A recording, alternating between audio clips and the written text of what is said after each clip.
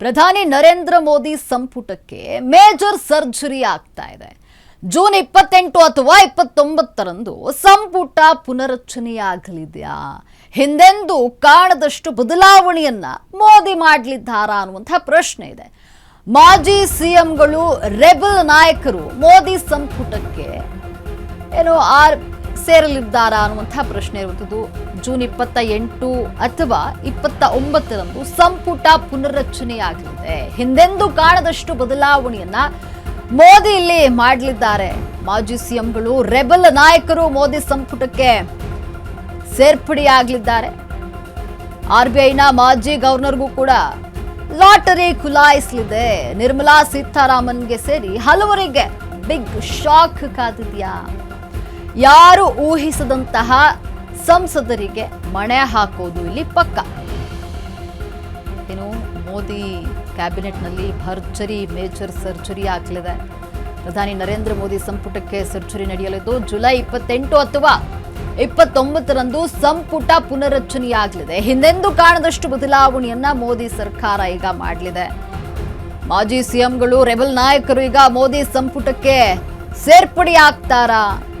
RBIನ ಮಾಜಿ ಗವರ್ನರ್ಗೂ ಕೂಡ ಲಾಟರಿ ಖುಲಾಯಿಸಲಿದೆ. ನಿರ್ಮಲಾ ಸೀತಾರಾಮನ್ ಸೇರಿದಂತೆ ಹಲವರಿಗೆ ಬಿಗ್ ಶಾಕ್ ಕಾದಿದೆ.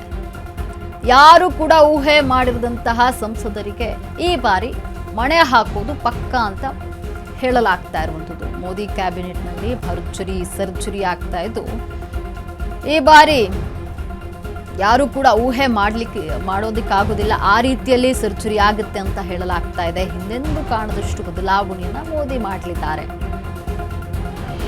ಮಾಜಿ ಸಿಎಂಗಳು, ರೆಬಲ್ ನಾಯಕರು ಮೋದಿ ಸಂಪುಟಕ್ಕೆ ಸೇರ್ಪಡೆಯಾಗಲಿದ್ದಾರೆ.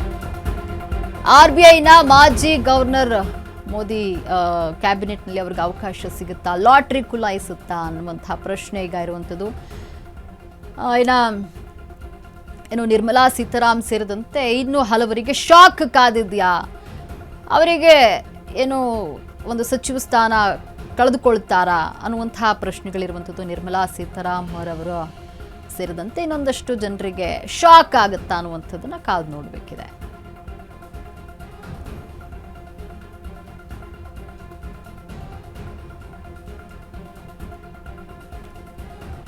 ಮೋದಿ ಹೊಸ ಸಂಪುಟ ಸೇರುವಂತಹ ವಿಚಾರವಾಗಿ ನೋಡೋದಾದ್ರೆ, ಶಕ್ತಿಕಾಂತ್ ದಾಸ್ RBIನ ಮಾಜಿ ಗವರ್ನರ್ ಆಗಿರುವಂಥದ್ದು, ಅವರಿಗೆ ಬಾರಿ ಸಚಿವರಾಗುವಂತಹ ಒಂದು ಅವಕಾಶ ಸಿಗುತ್ತೆ, ಸಾಧ್ಯತೆ ಇದೆ ಅಂತ ಹೇಳಲಾಗ್ತಾ ಇದೆ. ಇನ್ನು ನಿರ್ಮಲಾ ಸೀತಾರಾಮನ್ ರವರ ಮಾನವ ಸಂಪನ್ಮೂಲಕ್ಕೆ ಶಿಫ್ಟ್ ಆಗ್ತಾರಾ? ಅವರು ಹಾಲಿ ಹಣಕಾಸು ಸಚಿವರಾಗಿರುವಂಥದ್ದು, ಅವರಿಗೆ ಮಾನವ ಸಂಪನ್ಮೂಲಕ್ಕೆ ಶಿಫ್ಟ್ ಮಾಡಲಾಗತ್ತಾ? ಇನ್ನು ಧರ್ಮೇಂದ್ರ ಪ್ರಧಾನ್ ನೀಟ್ ಎಡವಟ್ಟು ಏನಾಗಿತ್ತು ಆ ವಿಚಾರಕ್ಕೆ ಈಗ ಅವ್ರಿಗೂ ಕೂಡ ಹಾಲಿ ಸಚಿವರಾಗಿರುವಂಥದ್ದು, ಅವ್ರಿಗೂ ಕೂಡ ಕಾದಿದೆಯಾ ಇಲ್ಲಿ ಶಾಕ್ ಅಂತ? ಹರ್ದೀಪ್ ಸಿಂಗ್ ಅವರು ಕೂಡ ಶಿಫ್ಟ್ ಆಗ್ತಾರಾ ಅನ್ನುವಂಥ ಪ್ರಶ್ನೆ ಇದೆ.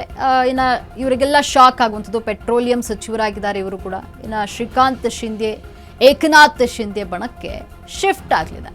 ಅನುರಾಗ್ ಠಾಕೂರ್ ಮರಳಿ ಸಂಪುಟಕ್ಕೆ ಎಂಟ್ರಿ ಕೊಡ್ತಾರಾ? ಅರುಣ್ ಗೋವಿಲ್ ಮೀರತ್ ಸಂಸದರಾಗಿರುವಂಥದ್ದು, ಉತ್ತರ ಪ್ರದೇಶದ ಚುನಾವಣೆಯ ಕಾರಣಕ್ಕೆ ಮಣೆ ಹಾಕಲಾಗ್ತಾ ಇದೆ.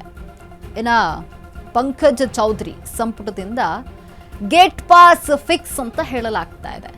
ರಾಘವ್ ಚಡ್ಡಾ ಪಂಜಾಬ್ ಚುನಾವಣೆಯ ಕಾರಣಕ್ಕೆ ಅವರಿಗೆ ಮಣೆ ಹಾಕಲಾಗುತ್ತೆ ಅನ್ನುವಂಥ ಈಗ ಒಂದಷ್ಟು ಮಾಹಿತಿಗಳು ಲಭ್ಯ ಆಗ್ತಾ ಇದೆ.